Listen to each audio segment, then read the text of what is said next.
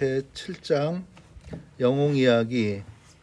인간으로 태어나 신처럼 살았던 영웅들의 시대. 영웅 이야기 내용입니다.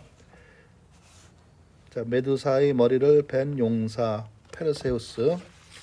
먼저 한번 볼 내용이 이지스, 그 글씨 써져 있는 이지스에서 우리말로 그냥 아이기스 해도 상관없고, 원래 이 뜻은 보호, 후원, 방패라는 뜻이고, 보호, 후원, 방패라는 뜻이고, 그리스 신화에서 아이기스인데 중앙에 고건의 머리 그림이 있는 방패.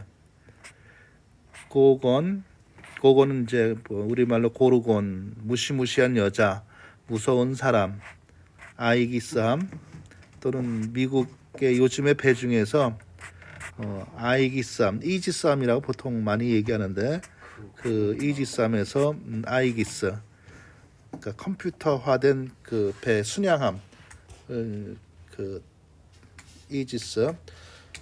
그 내용은 이제 메두사의 머리를 벤 용사 페르세우스. 신화에 따르면 초창기의 신과 인간은 서로 자유롭게 교제했다고 한다. 그러다 보니 그 부모 중 한쪽이 신인 아이들도 태어났다. 이 아이들은 보통 반신들이었다. 때로는 완전한 인간으로 태어나기도 했지만, 그렇더라도 비상한 힘과 용기를 가지고 있었다. 이들이 바로 영웅들, 히어로스이었다. 이 영웅들이 살았던 시대를 편안하게 읽으세요. 영웅시대라고 불렀던 데에서 유래하여 후에도 수많은 격변과 용사들이 등장하는 역사의 특정 시기를 영웅시대, 히어로익 에이지라고 부르게 됐다. 그리스인들은 신과 인간 사이에서 태어난 이 초인들에 대한 이야기를 헤아릴 수 없이 많이 만들었다. 각 시대의 신화 작가들은 자신이 노래하는 영웅들을 그 전의 작가들보다 훨씬 영웅적인 인물로 만들었다. 그렇게 점점 환상적인 요소가 가미되면서 영웅 전설은 더욱더 흥미진진한 모험담이 되었다. 요즘에는 히어로라는 말이 특정 영웅을 가리키지 않는다. 용감무쌍한 사람이나 특별히 용감하지 않더라도 어떤 이야기의 주인공인 인물을 가리킬 때 사용된다. 예를 들자면 영웅 페르세우스의 신화가 그러하다. 그는 신화에서 제우스의 아들로 그려진다. 하늘에서 쫓겨난 그와 그의 어머니 다나에는 세리포스 섬의 왕 폴리덱테스의 궁전에서 보호를 받고 있었다. 왕은 그의 어머니와 강제로 결혼하려고 했다. 그러자 페르세우스는 어머니를 구하기 위해 어머니의 몸값을 대신하여 목숨도 앗아가는 메두사의 목을 가져오겠다고 제안했다. 페르세우스는 제우스의 아들로 신들의 총애를 받고 있었기 때문에 신들의 도움을 받을 수 있었다. 아테나는 그에게 잘 닦인 방패를 주었다. 이 방패 덕분에 그는 메두사를 직접 보지 않고 방패에 비친 메두사만을 보며 공격할 수 있었다. 그로 인해 그는 메두사를 만나고도 돌로 변하지 않을 수 있었다. 또 헤르메스는 그에게 마법의 칼을 주었고, 하데스는 쓰기만 하면 그 모습이 보이지 않게 되는 투구를 주었다. 페르세우스는 또 하늘을 나는 신발과 메두사의 머리를 복원할 특별한 자루도 챙겼다. 신발과 자루는 온갖 모험을 겪은 뒤 만난 어떤 ним프에게서 받았다. 페르세우스는 고르곤들이 잠들어 있는 모습을 보고 하늘을 나는 신발을 신고 투구를 써 모습을 감춘 다음 그들을 습격했다. 그는 아테나가 준 반들반들한 방패를 이용해서 메두사를 보면서 헤르메스의 칼로 메두사의 머리를 잘라 황급히 자루에 넣었다. 그러자 메두사의 자매들이 깨어나 무섭게 소리치며 그를 쫓아왔다. 하지만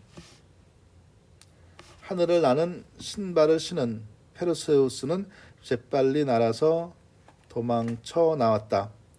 돌아오는 길에 그는 아틀라스를 만났다. 그는 불쌍한 마음에 메두사의 머리를 보여주었다. 그러자 아틀라스는 거대한 돌산이 되어 버렸고 그제야 지루했던 그의 형벌도 끝이 났다. 페르세우스는 또 남쪽 왕국을 지나게 되었는데 거기서 또 하나의 드라마가 펼쳐졌다. 이 나라의 왕은 케페우스였으며 여왕은 카시오페이아였다. 그들에게는 안드로메다라는 아름다운 딸이 있었는데 카시오페이아는 자신과 딸이 바다의 ним프인 네레이드들보다 더 아름답다고 우쭐댔다. 이것은 오만이었으며 즉시 보복이 뒤따랐다. 포세이돈은 네레이드들의 명예를 회복시켜주기 위해 거대한 바다 괴물을 보내 이 나라 해안 지대를 약탈했다. 계시에 따르면 안드로메다를 제물로 바쳐야만 괴물을 사라지게 할 수 있다고 했다. 그래서 안드로메다는 바위에 사슬로 묶이게 되었다. 그 옆에서 아버지와 어머니는 마냥 눈물을 흘리며 바라보고 서 있었다. 바다 괴물이 안드로메다에게 다가오자 페르세우스는 그녀의 곁으로 날아갔다. 재빨리 물속에 뛰어든 그는 자루에서 메두사의 머리를 꺼내 바다 괴물에게 보여주었다. 그러자 바다 괴물은 금방 돌로 변했다. 안드로메다를 구한 페르세우스는 그녀와 결혼하여 어머니가 기다리고 있는 왕궁으로 데리고 갔다. 그가 메두사의 머리를 가져왔다고 말하자 왕과 그 신하들은 허풍이라며 아무도 그의 이야기를 믿지 않았다. 하지만 막상 그가 자루에서 메두사의 머리를 꺼내 보여주자 모두 돌로 변해버리고 말았다. 그리고 나서 페르세우스는 메두사의 머리를 아테나에게 바쳤다. 그녀는 방패 한가운데 그것을 붙여 놓음으로써 완벽한 방어를 할 수 있는 능력을 갖게 되었다. 이제 그녀의 방패는 창과 팔을 피할 뿐 아니라 공격하는 사람을 모조리 돌로 만들어 버릴 수도 있게 된 것이었다. 아테나의 방패 원래는 제우스에게서 하사받은 것이다. 아테나의 방패는 아이가스라 불렀는데 이 말은 가끔 에기스 또는 이지스로 표현된다. 아이기스는 지금도 강력한 보호물이나 방어물을 뜻하는 말로 쓰인다. 미국의 최신형 미사일 탑재 순양함 중에도 이지스라는 것이 있다. 페르세우스의 이야기는 그리스인들에게 인기가 높았다. 그래서 그리스인들은 그 속에 등장하는 수많은 등장인물들의 이름을 딴 별자리로 하늘을 채웠다. 페르세우스는 황소 자리 옆에 위치한 별자리이다. 이 별자리에서 가장 주목할 만한 별은 가끔 악마별, 디몬스타이라고도 불리는 별이다. 그것은 별자리 2등성이라서 베타 페르세이, 베타는 그리스 알파벳 중에서 두 번째 문자이다로 불린다. 알골별, 베타 페르세이와 같은 별은 이틀하고 반나절이 지날 때마다 갑자기 사라졌다가 다시 5시간이 지난 후에 다시 나타난다. 오늘날에는 알골별을 공전하는 희미한 위성이 종종 알골별을 가로막기 때문에 일식과 같은 현상이 나타난다는 사실을 알게 되었다. 그래서 알골별을 식변광성이라고 한다. 그렇지만 이 사실을 몰랐던 그리스인들은 알골별의 빛이 사라지는 현상을 자연현상을 거스르는 일로 보았다. 그때까지 이런 현상을 보인 별들은 하나도 없었기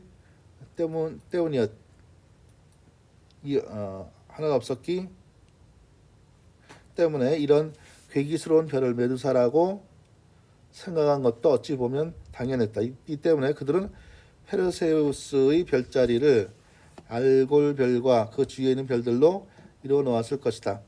8월에는 종종 유성, 미티어 또는 슈팅 스타를 볼 수 있다. 그 까닭은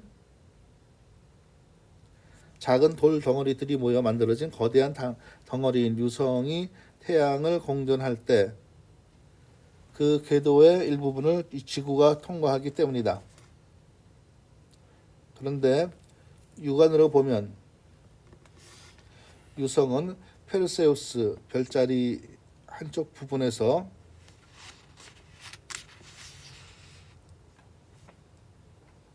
출현하고 있는 것처럼 보인다. 그래서 사람들은 유성을 페르세이데스라고도 부른다.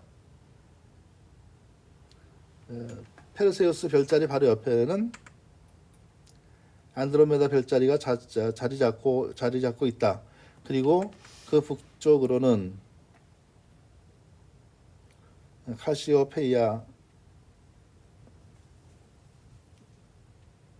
카시오페이아와 케페우스의 별자리가 있다.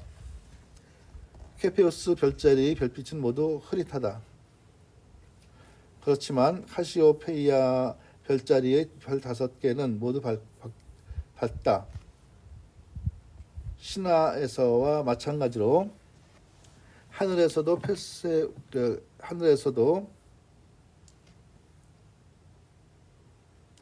케페우스의 별빛이 고집센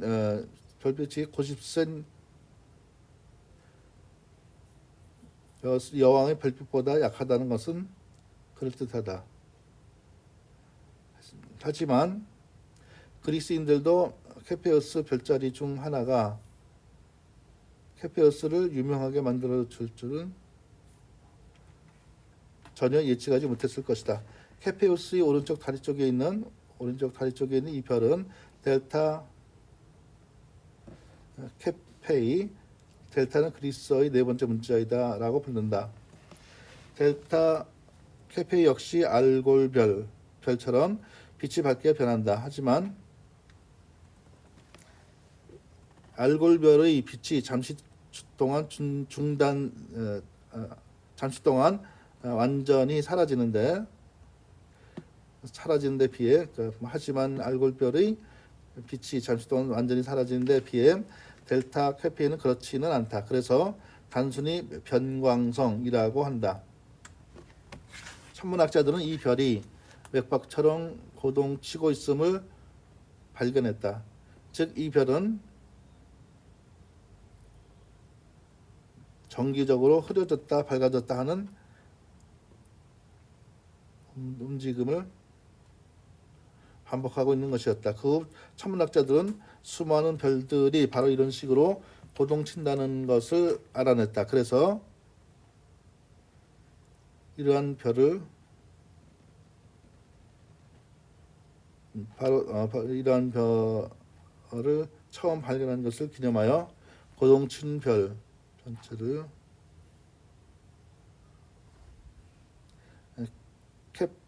케페이드스 단수는 케페이드라고 부른다. 1912년 미국의 천문학자 헨리에타 리비트는 케페이드 별들을 이용하여 우주에서 아주 멀리 떨어져 있는 별들의 거리를 측정하는 방법을 발견했다. 결과적으로 케페이드 별들은 천문학에서 아주 중요해졌기 때문에 최근까지도 아주 철저히 연구되고 있는 실정이다. 이렇듯 천문학적으로 중요한 대상이 신화에서 아둔하고 공초가였던 왕의 이름으로 불린다는 것은 아주 재미있는 일이다. 또 안드로메다를 잡아먹으려고 했던 바다 괴물도 하늘의 별자리로 발견된다. 그것은 고래자리, 캐투스, 고래 또는 바다 괴물로 번역 고래자리로 남아있다. 페르세우스의 신화가 여기서 끝난 것은 아니다. 페르세우스가 메두사의 머리를 자르자 그 피가 땅에 떨어졌다. 여기서 아름다운 날개를 가진 성숙한 말이 태어났는데 사람들은 이 말을 페가수스라고 불렀다. 거칠지만 재빠른 말을 보통 페가수스라고 한다.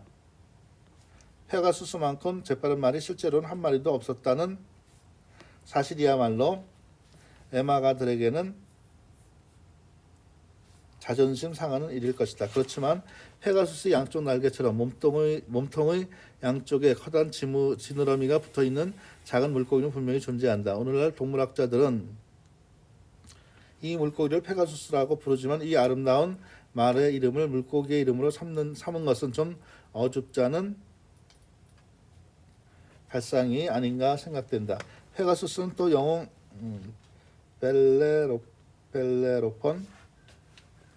벨레로폰의 기마로도 쓰였다.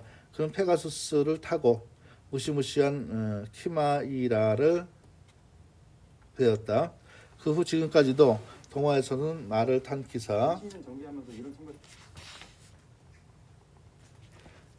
기사들이 용을 베는 모습이 종종 나타난다. 안드로메다 별자리 바로 옆에 페가수스 별자리가 있다. 이 별자리의 가장 밝은 별 3개와 안드로메다의 가장 밝은 별 1개가 합쳐져서 페가수스의 사각형 스퀘어 오브 페가수스이라 불리는 커다란 사각형을 형성하고 있다. 멜레아게르와 칼로리돈의 멧돼지. 그리스인들은 가끔 영웅들을 일부러 하나의 큰 집단으로 묶었다. 이런 스펙터클을 가미함으로써 신화는 더욱더 재미있게 엮였다. 그 가운데 하나가 칼리돈의 멧돼지, 칼리도니안 보어, 사냥에 대한 이야기이다. 이 이야기가 중심 인물은 멜레아게르, 그리스 중심부 칼리돈 지역의 왕의 아들이다. 멜레아게르가 태어났을 때 분명히 여신 파테스는 불타고 있는 한 장작을 가리키며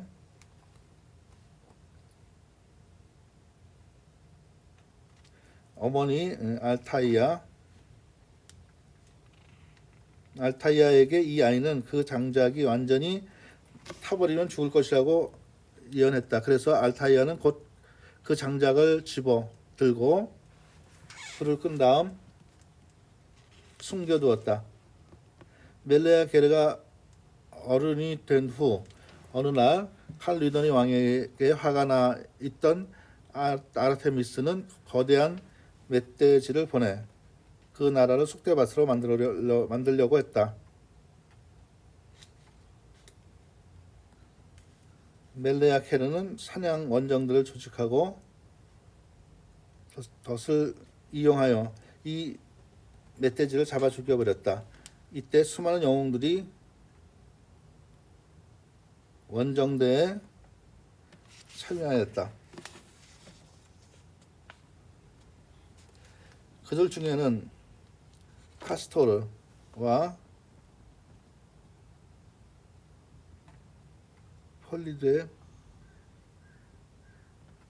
폴리데오케스도 있다.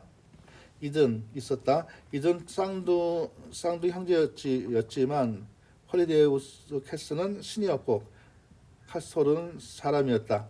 쌍둥이들은 디오스쿠리라고 불렸는데 그 뜻은 신의 아들이다. 실제로 이들은 제우스의 아들이었다. 나중에 로마인들은 그들을 열렬히 숭배해서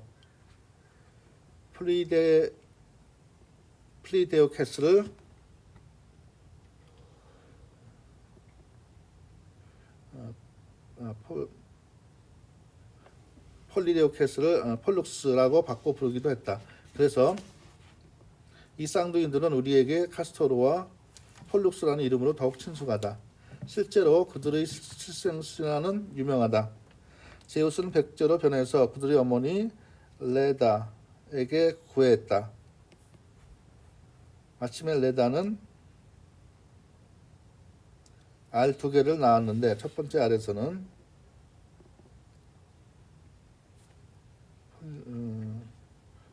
폴리데오케스와 딸 헬레네가 출생했고, 두 번째 알에서는 카스토르와 딸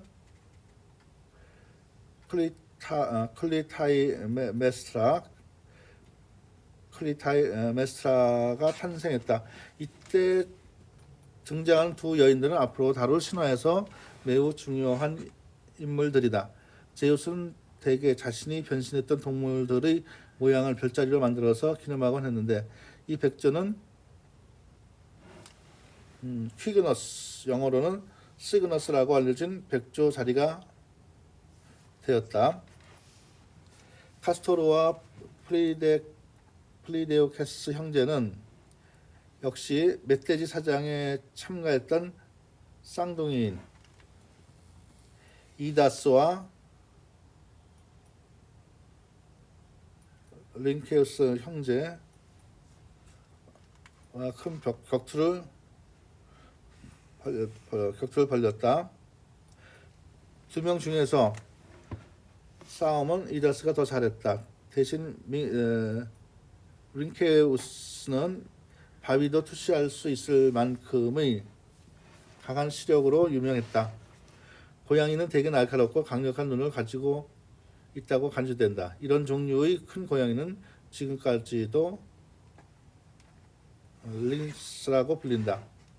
아무리 이름이 그렇다 해도 실제 시력이 다른 동물들보다 나은 것은 아니어서 바위를 뚫고 볼 수 있을 정도는 못 된다. 사람들 가운데에서도 시력이 아주 좋은 사람은 링스 아이드라고 불린다.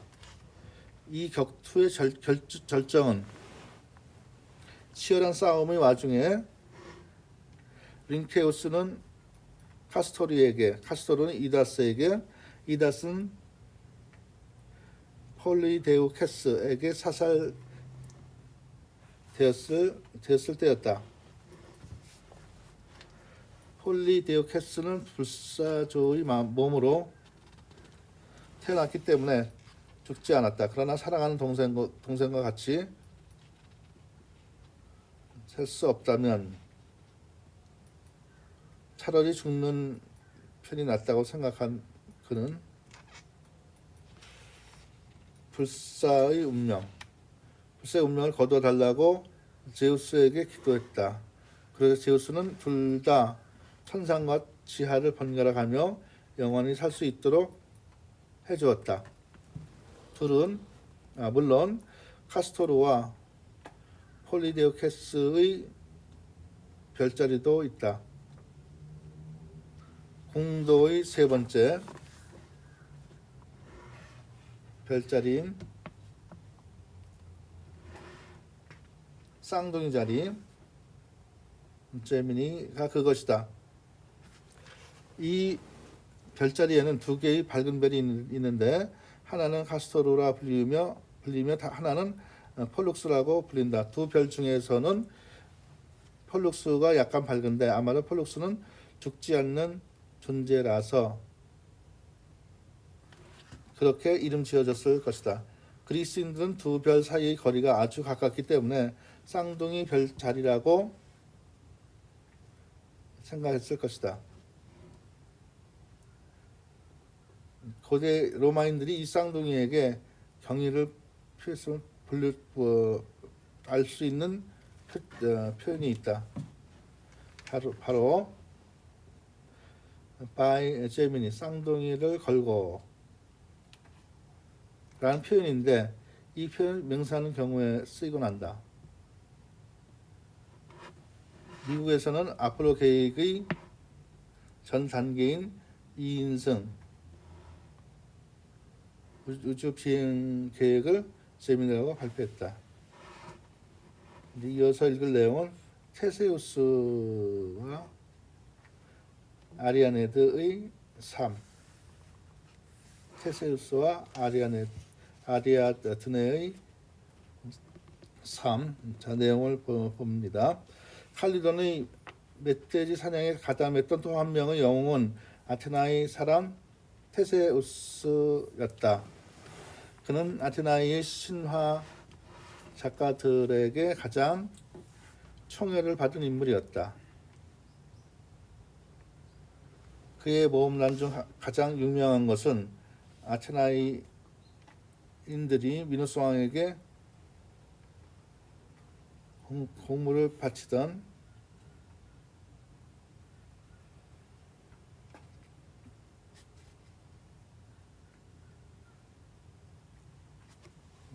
아테나이 공물을 바치던 전례를 없애버린 사건이다. 해마다 아테나이인들은 각각 7명씩의 젊은 청년과 처녀를 크레타에 바쳐야만 했다. 그러면 미노스 왕은 그들을 인간의 몸통에 황소의 머리가 달린 괴물의 먹이로 바쳤다. 왕은 그들을 인간의 몸통에 황소의 머리가 달린 괴물의 먹이로 바쳤다. 이 괴물은 미노타우로스, 즉 미노스의 황소라는 이름을 갖고 있었다. 이 괴물은 라비빈토스 레브렌스라는 미로에서 키워졌다. 다이달로스를 시켜 미로를 만든 이유도 사실은 앞에서 말했듯이 미노타우로스를 묶어두기 위해서였다. 계약에는 아테나이인 중 누군가가 미노타우로스를 죽이고 미로를 빠져나올 수만 있다면 아테나이인들은 더 이상 공물을 바치지 않아도 된다고 되어 있었다. 어느 해 공물을 바칠 시기가 되자 아테나이의 왕 아이게우스의 아들 테세우스는 스스로 공물을 바쳐지는 젊은이들 중 한 명이 되어 크레타에 들어갔다. 크레타에 있던 미노스의 딸 아리아드네는 테세우스를 사랑하게 되었다. 그래서 그녀는 미로에서 빠져나올 수 있도록 그에게 실뭉치를 건네주었다. 테세우스는 다른 사람들과 같이 미로로 들어가 실뭉치를 풀면서 걸어갔다. 그는 미노타우로스와 마주치자 그 자리에서 괴물을 처치해버렸다. 그리고 실을 따라 다시 그 미로를 탈출했다. 이렇게 해서 아테나이인들이 미노스 왕에게 공물을 바치던 것은 끝이 났다. 그 전에 젊은이들을 크레타 섬으로 실어 나르던 아테나의 선박은 돌아올 때면 애도의 표시로 검은 돛을 달곤 했다. 테세우스는 미노타우로스를 물리치고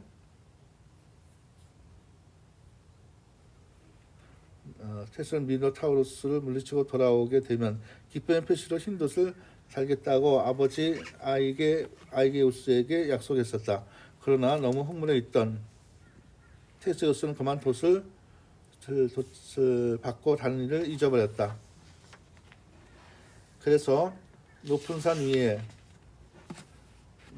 올라가 배가 들어오기만을 학수고대하고 있던 아이게우스는 검은 돛을 보게 되었다. 테세우스가 죽은 것으로 생각한 그는 슬픔을 못 이겨 그만 바다에 몸을 던져버렸다. 그래서 그리스와 터키 사이의 지중해 구역을 아에지안 씨에게 해라고 부르게 되었다.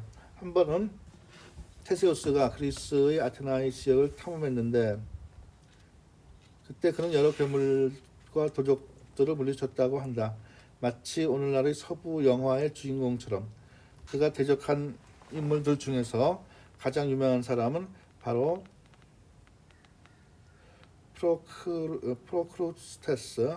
프로크루스테스라는 도둑이었다. 프로크루스테스는 사람을 붙잡아 침대에 눕힌 다음 그 사람이 침대보다 길면 다리의 일부를 잘라버리고 침대보다 작으면 정강이 일부분을 잡아당겨 내림으로써 사람들을 모두 침대의 크기에 맞추었다. 그는 결국 테세우스에게 죽고 말았다. 그러나 후세 사람들은 특정의 사고방식이나 행동방식에 짜맞추려는 것을 프로크루스티안 견광부회의 억지 기준에 맞추려는 이라고 불렀다. 테세우스의 유명한 마음대로 땡겨도 돼. 마음대로 땡겨도 돼. 모험담 중에는 아마존 원정에 대한 것도 있다. 아마존은 여전사들의 나라로 소아시아 지방에 있었던 것으로 전해지고 있다. 수많은 그리스 영웅들이 그들에 맞서 싸웠다. 대개는 영웅들의 승리로 끝났는데 테세우스도 마찬가지였다. 그는 아마존의 여왕 히폴리테를 납치해서 그녀와 결혼했다. 셰익스피어의 희곡 한여름밤의 꿈은 테세우스와 히폴리테가 결혼하기 전의 휴가 기간 동안 일어난 사건을 다룬 것이다. 그 후로 강인하고 근육질인 여성, 특히 남자의 일을 하는 여자들을 흔히 아마존 또는 아마조네스라고 불렀다. 1541년에 스페인의 탐험가 프란시스코 데 오렐라나는 남아메리카에 있는 어떤 거대한 강을 항해하고 있었다. 그 강은 그보다 40여 년 전에 발견되었으며 여러 가지 이름으로 불렸다.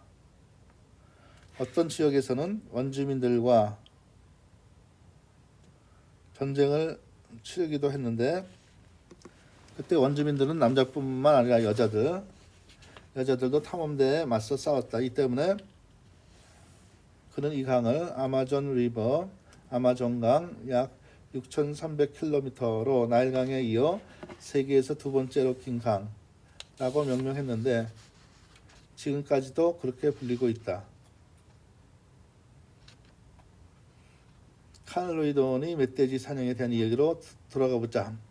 가장 주목을 할 만한 사람은 아마존처럼 용맹스러운 여인이었던 아탈란타였다.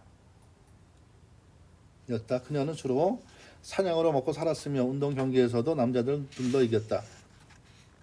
멜레아게르는 그녀를 사랑했다. 하지만 두 명의 삼촌 멜레아게르의 아버지 알타이아와 남매지간은 그녀를 싫어했다. 그들은 여자가 남자들의 직업을 가져서는 안 된다는 미신을 믿고 있었기 때문이었다. 멧돼지 사냥은 지루하고 힘들었다. 그러나 아탈란타가 먼저 멧돼지의 상처를 내자 곧 멜레아게르가 숨통을 끊었다. 멜레아게르는 멧돼지의 털 가죽을 벗겨 멧돼지의 처음으로 상처를 입힌 아탈란타에게 존경의 표시로 선사했다.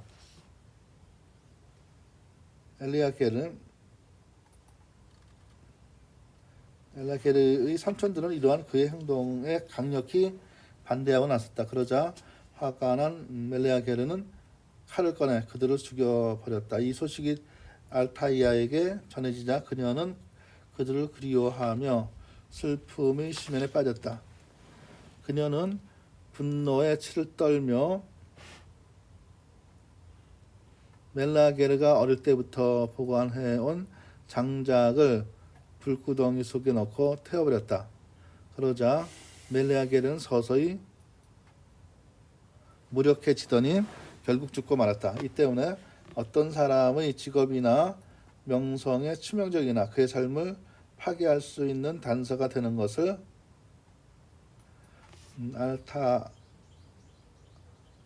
알타이아스 브랜드, 알타이아의 장작이라고 부른다.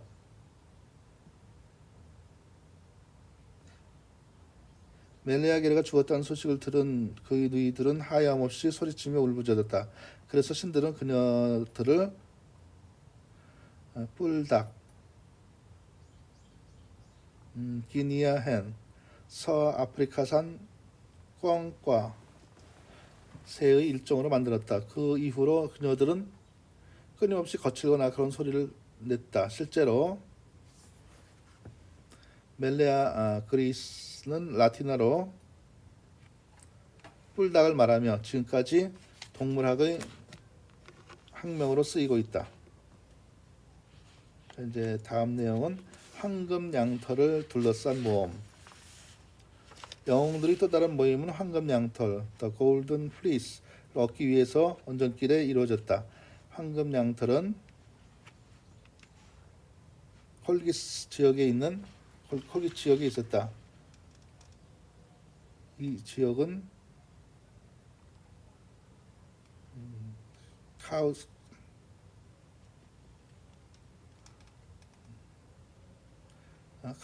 카우카소스 산맥 근처 흑해 동쪽 끝 부분에 자리 잡고 있었다.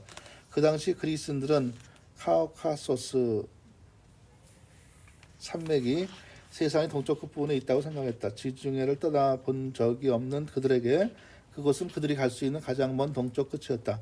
카스피해에 관한 소문을 들은 그들은 이 바다가 카우카소스의 동쪽에 자리 잡고 있으며 지구를 에워싸고 있는 세계 강의 지류라고 생각했다. 그리스인들은 서쪽 끝만큼 동쪽 끝에도 수많은 경이로움이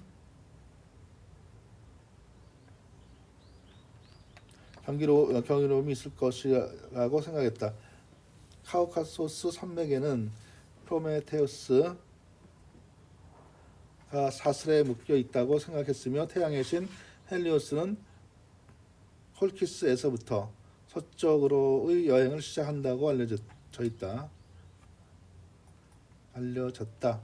이것은 콜키스가 세계의 동쪽 끝에 있다는 것을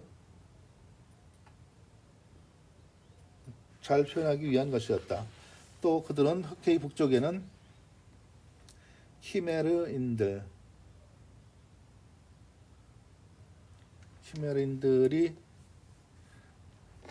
살고 있을 것이라고 상상했다. 이들은 영원한 어둠 속에서 살고 있는 것으로 여겨졌다. 며칠 동안 혹은 몇 달 동안 태양이 한 번도 비치지 않는다는 북극 지방에 대한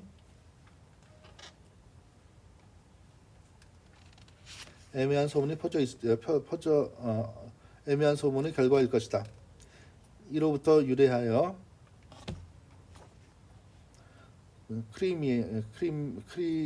크리메리안 다크니스라 하면 칠흑 같은 어둠을 말하게 되었다. 흑해의 북쪽 해안과 접해 있으며 지금은 우크라이나 공화국 영토의 일부인 반도 크리미아의 이름은 클리메리아란 말의 변형이다. 어쨌든 콜키스에는 황금 양털이 있었다. 그것은 제우스가 사악한 계모에 의해 거의 죽을 지경에 처해 있던 그의 누이 헬레와 프릭소스라는 젊은이를 구하려고 내던진 하늘을 나는 양의 털가죽으로 여겨졌다. 두 젊은이가 양의 등에 올라타자 그것은 마치 마술에 걸린 듯 단숨에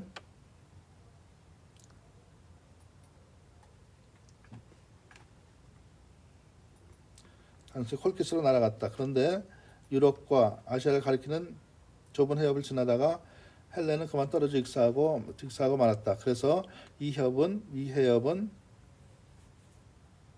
헬레스폰트, 그만 헬레스폰트, 헬레의 바다라는 뜻으로 불렀다. 나중에 말하겠지만 이것은 그 명칭이 바뀌었다. 그러나 이 해협의 유럽 쪽에 있는 갈리폴리 반도,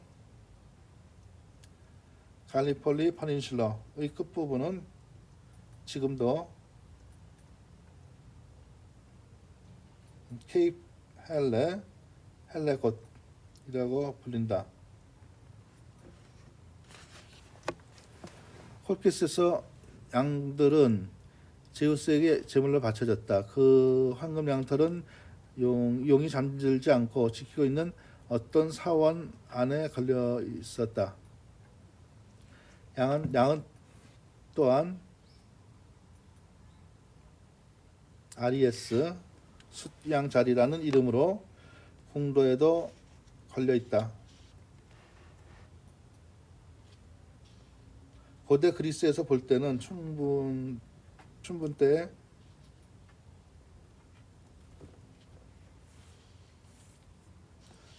태양이 순양자리에 위치했다. 그래서 순양자리는 12궁도 가운데 첫 번째로 시작하는 별자리가 되었다. 그런데 춘분점 해마다 그 위치가 조금씩 변하기 때문에 지금은 순양자리에 없고 물고기 자리에 있다.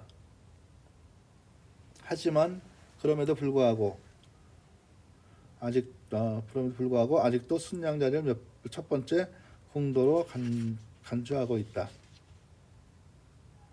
자, 이제 이어질 내용은 이아손과 아르고호의 영웅들. 다음 이야기는 이아손, 제이슨으로 넘어간다. 그의 아버지는 아이손이며 그리스 북부 이올코스의 왕이 되었다. 아이손의 형제 펠리아스가 반란을 일으켜 왕권을 찬탈하자 아이손과 그의 아들 이아손은 도망칠 수밖에 없었다. 그러나 성인이 된 후 이아손은 이올코스로 되돌아가 펠리아스에게 왕위를 요구했다. 펠리아스는 그를 처치하기 위해 황금 양털을 가져오면 왕관을 돌려주겠다고 제안했다. 사실 그는 이아손이 그것을 손에 넣기 전에 죽기를 바랐던 것이다. 이아손은 이 제의를 받아들이고 그를 도와줄 영웅들을 불러 모았다. 그렇게 모인 영웅들은 모두 49명. 이아손을 합치면 50명이었으며 배에 노도 50개가 만들어졌다. 그리스인들은 이 배가 최초의 거함일 것으로 생각했다. 이 배는 제작자 아르고스의 이름을 따서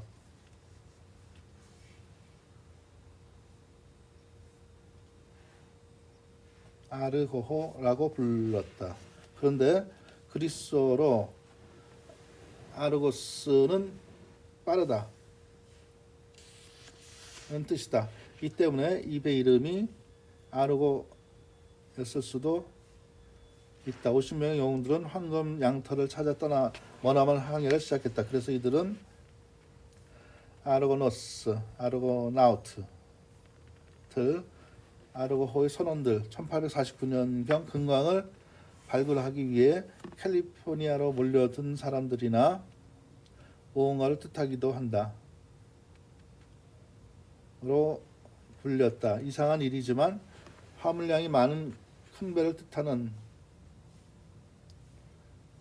아고스라는 단어는 아르고와는 관계가 없다. 아르고스라는 말은 옛날에 큰 배들이 출항했던 라고사라는 항구의 이름에서 변형된 것이다. 아르고호는 매우 유명한 배였기 때문에 별자리에도 그 이름이 남아 있다. 이 별자리는 남쪽 먼 곳에 자리 잡고 있으며 그리스의 위도 지역에서는 일부밖에 안 보일 정도로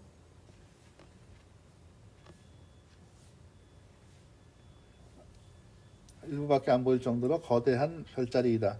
이 별자리가 지금까지 4개의 작은 별자리로 나누어지지 않았더라면 아마도 하늘에서 가장 거대한 별자리가 되었을 것이다. 이것은 지금 벨라, 돗자리, 카리나, 용골자리,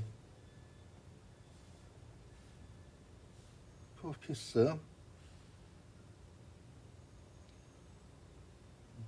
고물자리, 픽시스, 나침반 자리로 나뉘어 있다.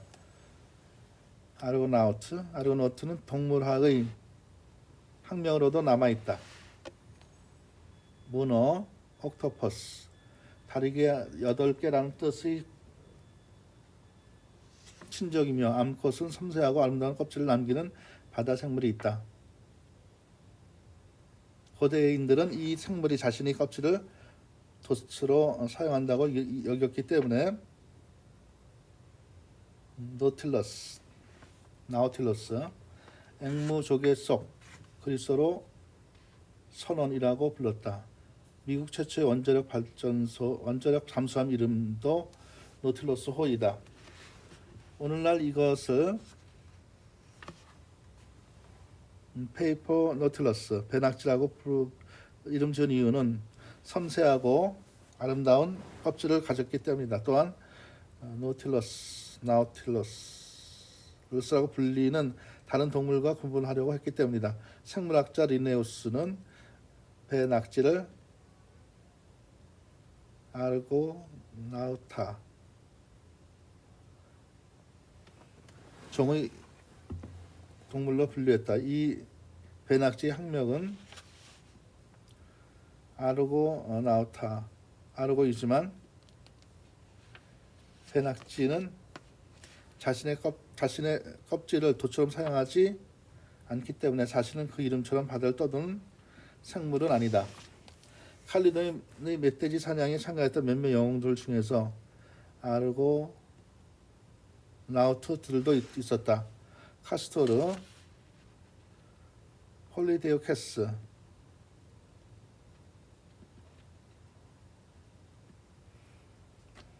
린케우스,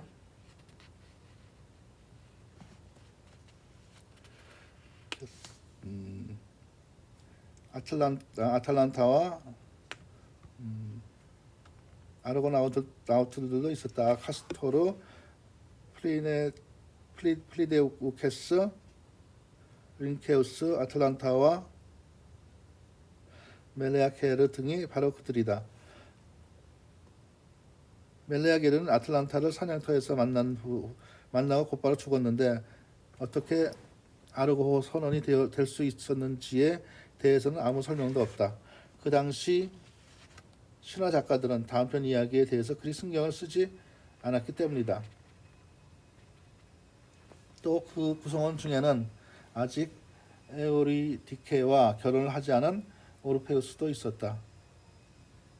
아르고호의 영웅들은 에게해를 지나서 섬에 착륙했다. 그곳 원주민 중 어떤 사람들은 그들 친절하게 환대했고 또 어떤 사람들은 수상히 여겨 싸움을 걸어왔다. 어떤 때는 눈먼 왕을 괴롭히는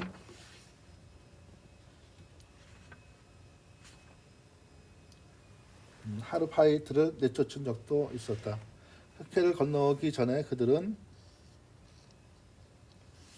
심플레가데스, 그리스어로 맞부딪히다 라는 뜻이라는 한 쌍의 바위돌을 통과해야만 했다.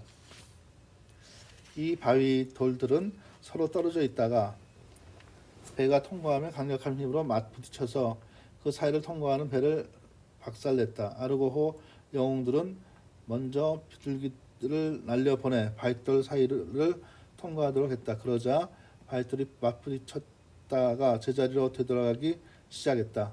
아르고호 영웅들은 이때를 놓치지 않고 전속력으로 배를 몰았다. 바이돌은 다시 한번 충돌하려고 했지만 이미 아르고호가 무사히 통과한 뒤였다. 그 후로 심플레가데스들은 서로 맞붙은 채 다시는 움직이지 않았다. 이들 일행은 창끝처럼 날카로운 쇠 깃털을 떨어뜨리는 새들과의 전투를 끝낸 뒤 드디어 콜키스에 도착했다. 콜키스 왕의 딸 메데이아는 마치 아레아네가 테세우스를 보고 사랑에 빠졌던 것처럼 이아손을 사랑하게 되었다. 그래서 그녀는 황금 양털을 지키는 용을 물리칠 수 있도록 이아손을 도왔다. 그녀가 준 마법의 크림을 바른 덕택에 이아손은 용이 숨 쉴 때 뿜어내는 화염을 견딜 수 있었다.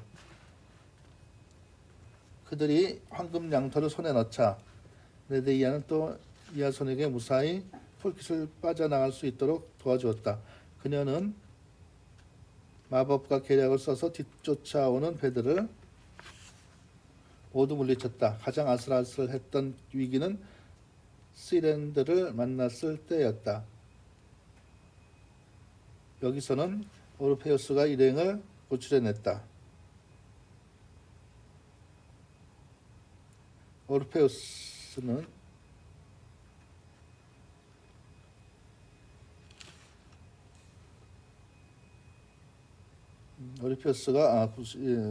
일행을 구출해냈다. 오르페우스는 시렌보다 더 아름다운 선율로 노래했다. 그래서 모든 사람들의 귀는 오로지 오르페우스를 향했고 덕분에 시렌의 노래는 들리지도 않게 되었다. 이올코스로 돌아온 이어서는 메데이아와 결혼하고 왕관을 되찾았다. 그리스인들은 메데이아를 여자 마법사, 즉 마녀의 두드러진 본복이라고 생각했다. 그들은 메데이아에 대한 무서운 이야기들을 만들어냈다. 그러나 대개는 여러 가지 식물의 특성을 이용하여 사람들의 병을 치료해 준 것으로 이야기되었다. 예를 들어 마법의 몰약으로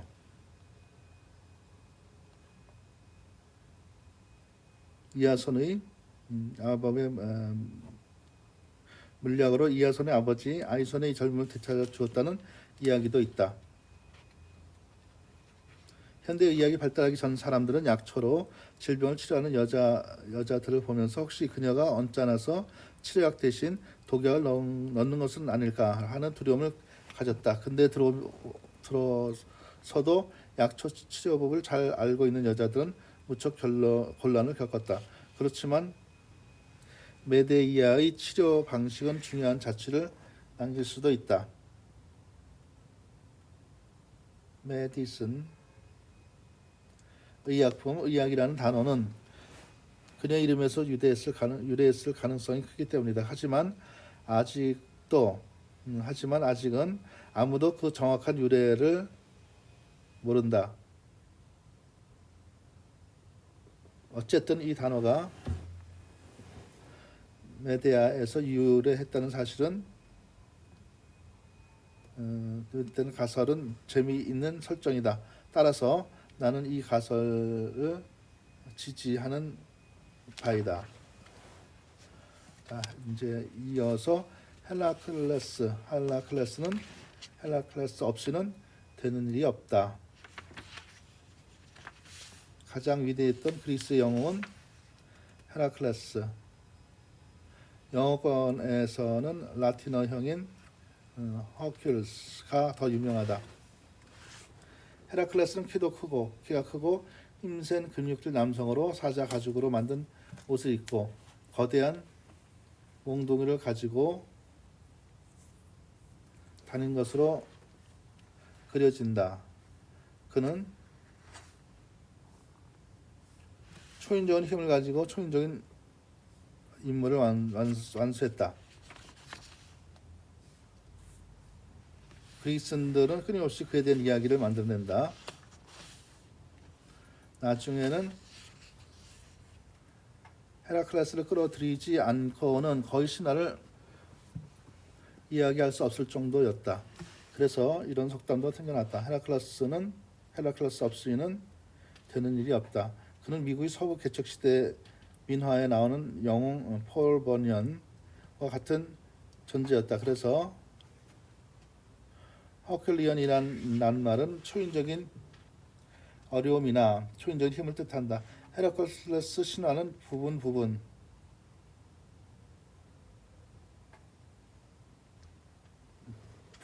볼 수는 있어도 모두 훑어보기는 정말 어렵다. 따라서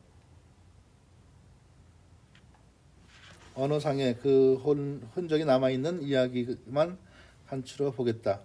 먼저 헤라클레스는 헤라클레스 별자리로 기려지고 있다. 이 별자리는 동그란 모양의 별무리로 북반구에서 가장 밝은 별자리이다. 1934년 그 중 하나가 폭발했는데 그 빛이 육안으로 볼 수 있을 정도로 밝았다.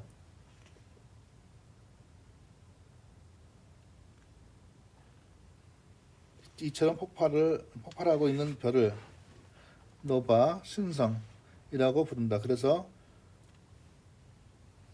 이 특이한 별을 노바 허클리스라고 불렀다. 헤라클레스는 제우스와 알크메네라는 여인 사이에서 태어났다. 물론 헤라는 질투했다. 그녀는 속임수를 써서 제우스에게 테베시의 궁전에서 다음 차야라에 태어난 아이를 왕이 되게 하겠다는 맹세를 하도록 강요했다. 제우스는 헤라클레스가 곧 태어날 것으로 알고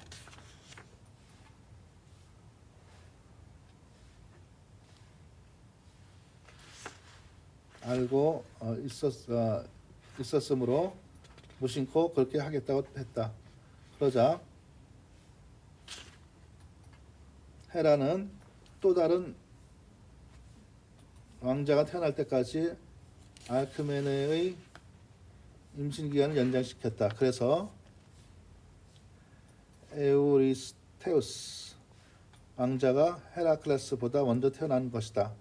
이로써 헤라클레스는 12가지 위협을 달성할 때까지 에어리스테우스를 섬겨야만 하는 운명이 되었다. 또 다른 신화의 설명에 따르면 그는 가끔씩 정신이 나갈 때도 있었다고 한다. 그럴 때면 자신의 힘을 다스리지 못하고 눈에 보이는 것을 닥치는 대로 다 죽여버렸다. 그래서 그 죄값으로 12가지 과업을 수행해야만 했다고 한다. 세 번째 설명은 보다 고상한 것으로 다른 것들보다 훨씬 나중에 만들어졌다. 쾌락과 덕이 그를 찾아왔다.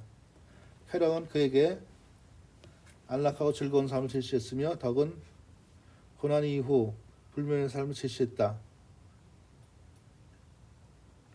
헤라클레스는 후자를 택하고 과업을 수행한 이후에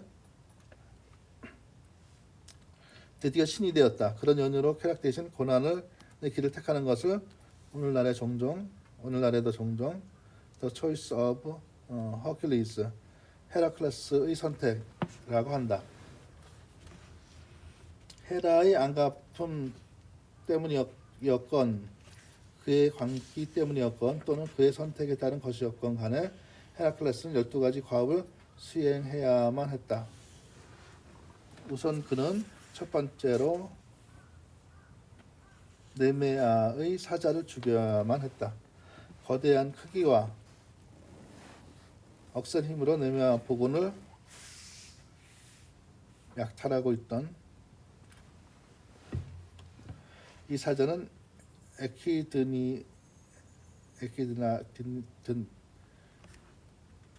에키드나의 자식으로 여겨졌으며 그 가족은 칼이나 화살로도 뚫지 못할 만큼 튼튼했다. 헤라클레스의 몽둥이마저도 부러질 정도였다. 결국 헤라클레스는 왼손으로 사자를 옥졸라 죽였다. 사자를 죽인 후 그는 그 가죽을 벗겨 옷을 만들어 입었는데 이것은 평생 동안 어떤 무기라도 방어할 수 있는 옷이 되었다.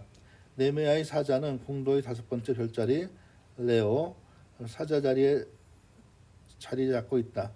이 별자리 중에서 사자의 앞다리 별이 가장 밝다. 천문학자들은 이것을 알파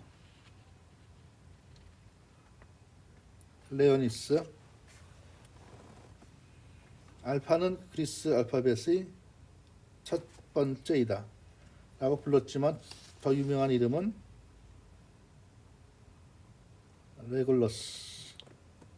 레골로스이다. 이 뜻은 작은 왕으로 백수의 왕인 사자 별자리의 이름으로 적합하다. 두 번째 과업은 에키드나의 자식 히드라를 죽이는 것이었다. 히드라는 레르네라는 지역의 늪지대에서 살았기 때문에 레르네의 히드라, 레미안 히드라라고 불렀다. 헤라클레스는 단숨에 9개의 머리를 모두 베어버렸다. 하지만 그 자리에서 곧 새로운 머리가 다시 달아났다. 그래서 헤라클레스는 함께 간 사촌에게 자신이 머리를 자르면 불붙은 장작으로 재빨리 그 자리를 찢어버리라고 시켰다. 그렇게 하자 머리들은 더 이상 새로 자라지 못했다. 그래도 9번째 머리는 없어지지 않았다. 그러나 헤라클레스는 그것을 땅에 묻어버렸다. 그래도 여전히 솟아오르자 마지막에는 바위로 내리 찍어버렸다. 헤라클레스가 12과업을 수행하는 동안에도 여전히 질투에 사로잡혀 있던 헤라는 개를 보내 그의 발 뒤꿈치를 잘라버리려고 했다. 헤라클레스는 그것을 옮겨버렸지만 헤라는 이 동물의 수고에 대한 보답으로 그 개를 별자리로 만들어 주었다. 그래서 공도의 4번째 별자리는 개 자리 캔슬이다. 공도에서 사자 자리와 개 자리는 마치 싸우기에 겁난다는 듯 헤라클레스 별자리의 반대편에 자리 잡고 있다. 5월 21일이면 태양은 지구에서 가장 남쪽에 위치한다. 거대 그리스에서는 이 나라의 태양이 개 자리를 통과하고 있었다. 그때 태양빛은 멕시코 중부, 이집트 남부, 인도와 중국의 남부를 잇는 지역을 수직으로 내리쬐었다. 이들 지역을 잇는 선이 바로 북회익스기선, 트로픽 오브 캔서이다. 불가사의한 속도로 내달리는 사슴과 불가항력적인 괴력을 지닌 멧돼지를 잡은 후 헤라클레스는 이제 5번째 과업을 수행해야 했다. 이 일은 아우게이아스라는 왕의 외장간을 치우는 작업이었다. 그는 단 하루 안에 이 일을 마쳐야만 했다. 이 외양간은 30년 동안 한 번도 치운 적이 없는 곳인데다가 그 안에는 3,000마리의 소가 있어 그 오물의 양은 엄청난 것이었다. 그래서 지나치게 더럽거나 썩은 것을 가리킬 때는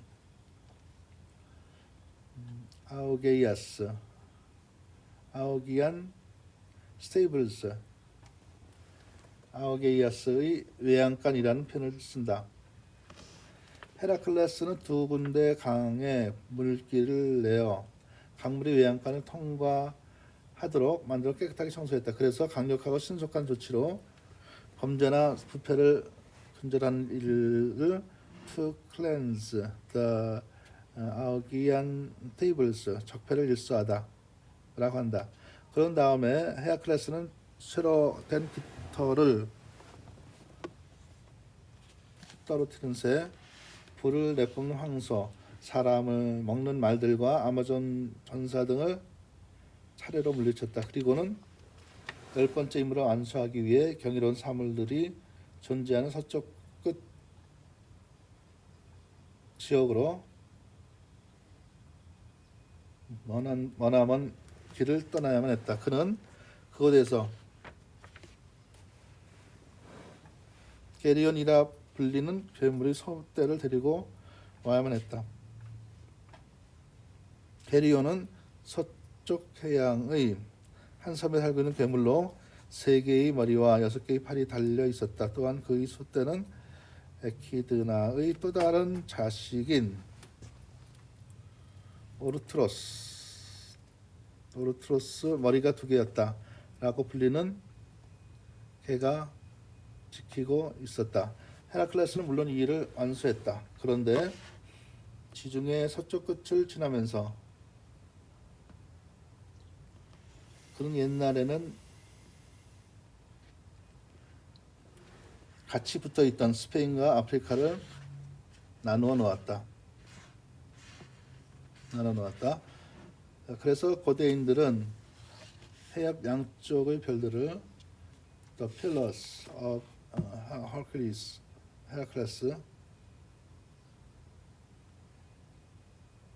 헤라클레스의 2기둥이라는 표현을 썼다.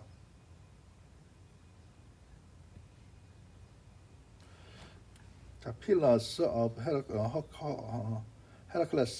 헤라클레스의 2기둥이라고 불렀다. 지금도 가끔 지브롤터 해협을 시적으로 표현할 때에는 이 구절을 사용하기도 한다. 지브롤터 해협이란 말은 중세 시대에 생겼다.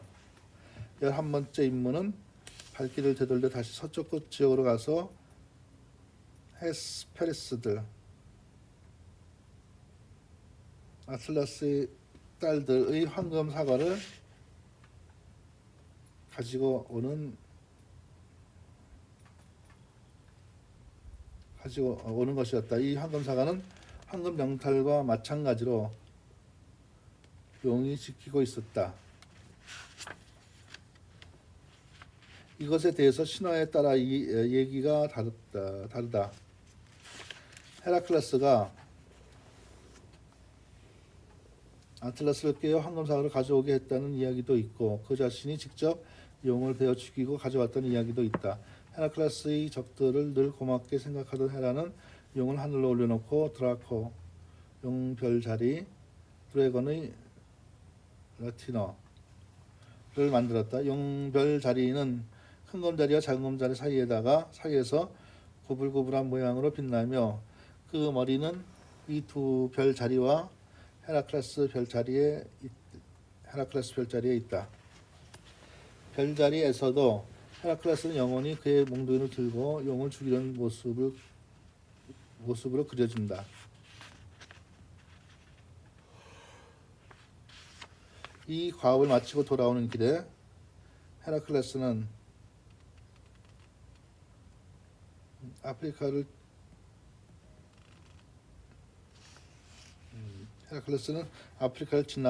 지나갔다. 여기서 그는 소인족들을 만나게 되었다. 이 이야기는 다른 모험과는 달리 마치 걸리버의 소인족 이야기처럼 희극적인 에피소드로 구성되어 있다. 그리스인들은 아프리카 대륙의 이집트 남쪽 어딘가에 아주 키 작은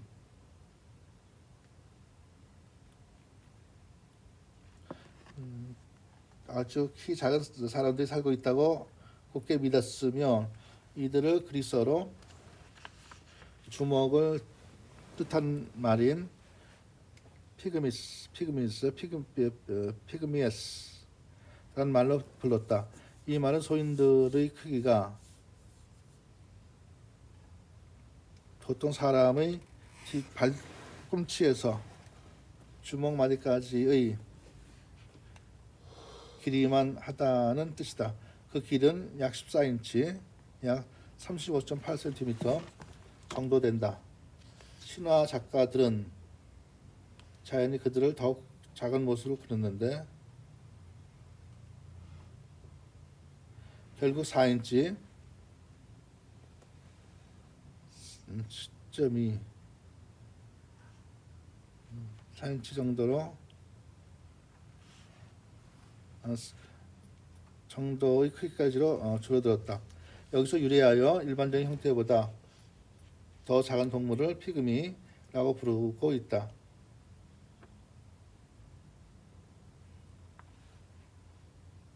그런데 19세기 아프리카에서는 실제로 키 작은 흑인종들이 발견되었다. 그들은 피그미족으로 불렸다. 그렇지만 그들의 평균 키는 4인치나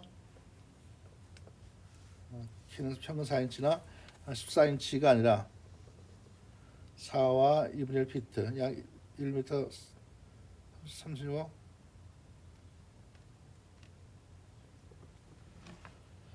정도나 되었다. 헤라클레스의 12번째 마지막 임무는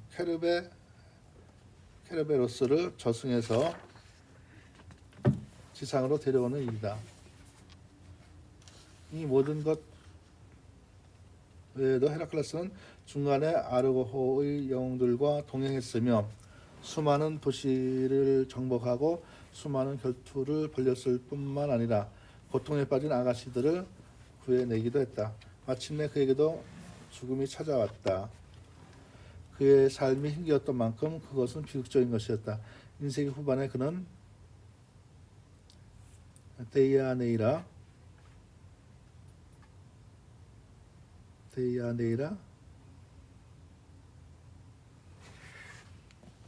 라는 아름다운 여인과 결혼했다. 어느 날 그들이 홍수로 불어난 강을 건너고 있을 때 켄타우루스 족의 한 사람인 네소스가 데이아네이라를 태워서 강을 건너게 해주겠다고 했다.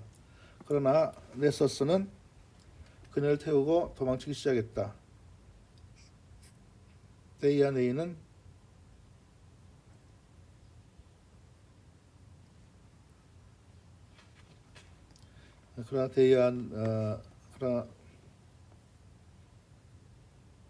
그러나 네소스는 그녀를 태우고 도망치기 시작했다.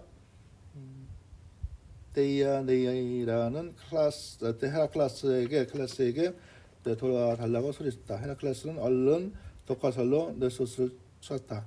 그가 사용한 독은 히드라에게서 얻은 것으로 아주 치명적이고 거의 치료가 불가능한 것이었다. 죽어간 네소스는 복수심에서 데이아네이라에게 피를 흠뻑 젖은 자신의 옷을 보관해 달라고 했다. 그리고는 헤라클레스가 그녀에게 실증을 느낄 때 이 옷을 입히면 그의 사랑이 되살아날 것이라고 말했다. 몇 년 후 헤라클레스가 더 이상 자기를 상하지 않는다는 것을 라는 생각을 하게 된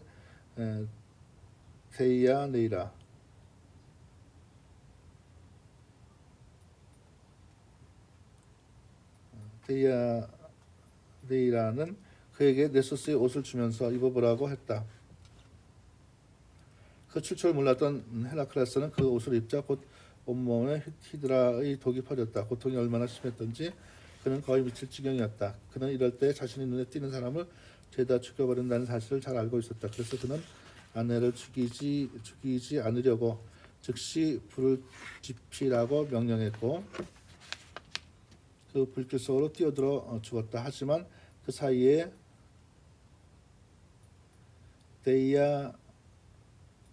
데이아네이라도 비탄에 잠겨 자살하고 말았다.